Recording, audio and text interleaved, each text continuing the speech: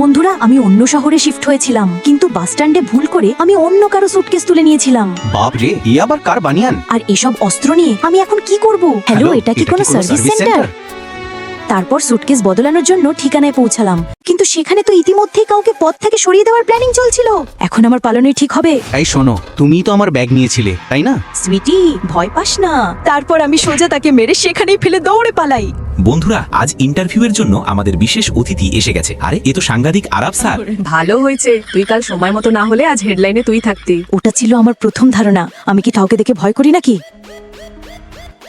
বাপরে, এখানে কিভাবে এলো? সালাম রিপোর্টার জি, কেমন আছেন? হায় আল্লাহ, যার সাথে আমার ইন্টারভিউ হওয়ার কথা ছিল সেই তো সেই অস্ত্রওয়ালা। সুইটি জি, আপনার কি আর কোনো প্রশ্ন আছে? না না, এখানে ইন্টারভিউ শেষ হয়। এই দাঁড়াও, আমারও একটি প্রশ্ন আছে। আমার জিনিসপত্র ফেরত দেওয়ার ইচ্ছে আছে নাকি নেই? আপনি কি বলছেন? কোন জিনিসপত্র?